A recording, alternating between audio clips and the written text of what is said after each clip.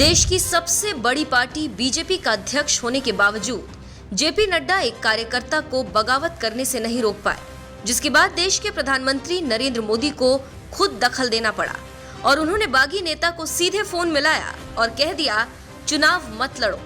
लेकिन बागी नेता ने मोदी की बात भी नहीं सुनी और पार्टी से बगावत कर कूद गया चुनावी मैदान में।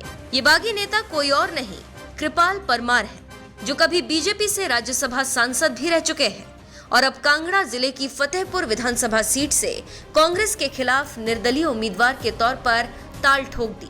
बस यही वजह है कि मोदी की बात भी नहीं मानने वाले इस बागी नेता के बहाने कांग्रेस मोदी का मजाक उड़ाने में जुट गई है।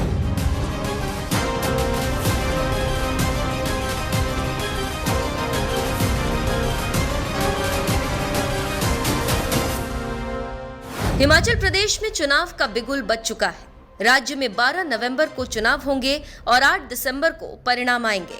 लेकिन चुनाव से पहले बीजेपी बागी नेताओं से परेशान है। खासकर पूर्व सांसद कृपाल परमार ने तो जैसे बीजेपी की नाक में दम कर दिया है, जिन्हें खुद पीएम मोदी ने कुछ ही दिनों पहले फोन करके कहा था कि अगर आपकी जिंदगी में मोदी की कोई भूमिका है तो चुनाव से हट जाइए। लेकिन पीएम मोदी की बात भी कृपाल परमार नहीं माने और चुनाव लड़ने का ऐलान कर दिया। न्यूज चैनल एनडीटीवी से बातचीत के दौरान पीएम मोदी के फोन के बारे में बीजेपी के बागी नेता कृपाल परमार ने कहा, मोदी जी देवतुल्य हैं और उनका कॉल आना भगवान के आदेश समान है। लेकिन नामांकन वापसी की तारीख निकल जाने की वजह से मेरा नाम बैलेट में आ चुका है और अब अगर मुझे 10-20 वोट भी मिल गए तो हमेशा के लिए कलंक लग जाएगा। इसलिए चुनाव लड़ने के अलावा अब मेरे पास कोई विकल्प नहीं रहा है। बीजेपी के बागी नेता कृपाल परमार ने आगे कहा, मोदी जी का फोन 30 अक्टूबर को आया था और नामांकन वापसी की अंतिम तारीख 29 थी। अगर उनका फोन एक दिन पहले भी आ गया होता तो मैं 1 सेकंड भी नहीं लगाता उनका आदेश मानने में। पीएम मोदी के मना करने के बावजूद बीजेपी के बागी नेता कृपाल परमार चुनावी मैदान से नहीं हटे। कृपाल परमार ने बीजेपी अध्यक्ष जगत प्रकाश नड्डा पर उन्हें सालों तक जलील करने का आरोप लगाया और कहा कि पीएम नरेंद्र मोदी को उनके निर्दलीय के रूप में चुनाव लड़ने की जानकारी भी नामांकन वापसी के बाद ही दी गई, जो एक साजिश है। कृपाल परमार ने बताया कि उन्हें कई साल से बेइज्जत किया जा रहा था और वो कैसे मर मर कर जी रहे थे ये वही जानते हैं। कांग्रेस ने उड़ाया मोदी का मजाक। दरअसल हिमाचल प्रदेश में विधानसभा चुनाव के दौरान कुछ ही दिनों पहले एक चुनावी रैली में बीजेपी अध्यक्ष जेपी नड्डा ने दावा किया था कि पीएम मोदी ने पुतिन को फोन करके युद्ध रुकवाया था। आप भी सुनिए जेपी नड्डा ने क्या कहा था। यूक्रेन के युद्ध की 32,000 हमारे बच्चे फंस गए थे यूक्रेन में। कौन सा देश है जो अपने बच्चों को लेकर के आया? कौन सा देश है? और कोई देश है क्या?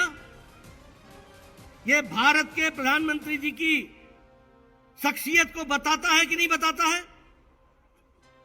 उन्होंने पुतिन को फोन किया, उन्होंने ज़ेलेंस्की को फोन किया और युद्ध को रुकवाया और भारत के बच्चे तिरंगा झंडा लेकर के 32,000 बच्चे भारत वापस आ गए।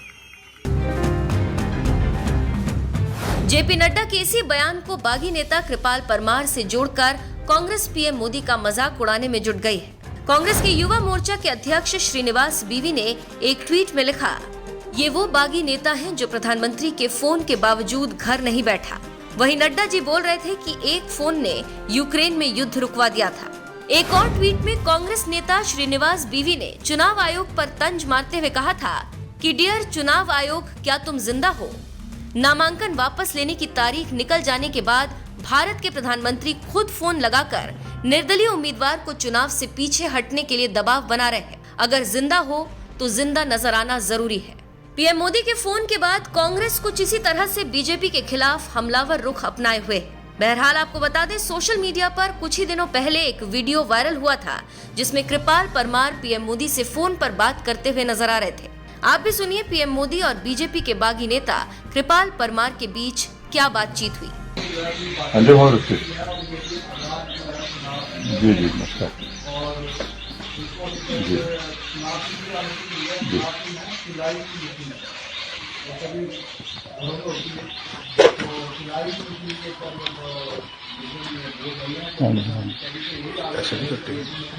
हाँ नमस्कार जी,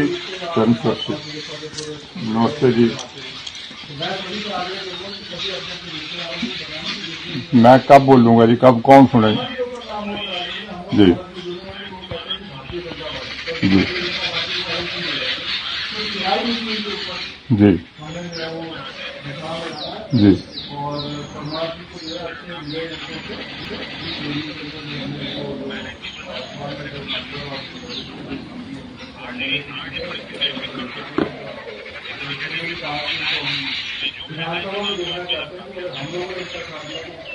मोदी जी, मैं एक बात कहूं,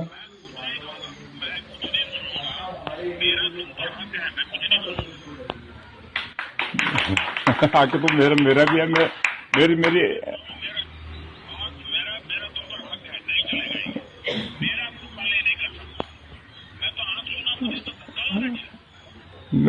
मोदी जी, मैंने नड्डा जी ने मेरे को इतना जलील किया 15 साल जी। बहुत रोल है जी। नहीं, कम नहीं है जी, मेरे लिए तो भगवान का आदेश है।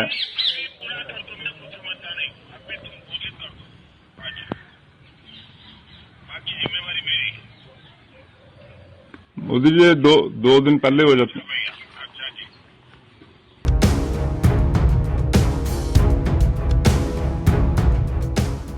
आपको बता दें, कृपाल परमार ने फतेहपुर विधानसभा सीट से टिकट की मांग की थी, लेकिन पार्टी ने यहां से वन मंत्री राकेश पठानिया को मैदान में उतार दिया, जिससे नाराज कृपाल परमार बीजेपी से बागी हो गए।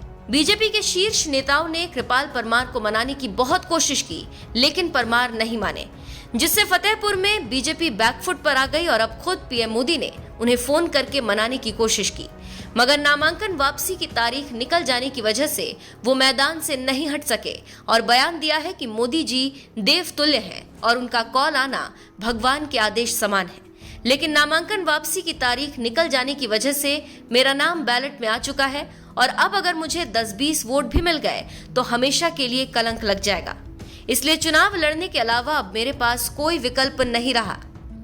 बहरहाल इस पूरे मामले में आपका क्या कहना है, अपनी राय हमें कमेंट कर जरूर बताएं।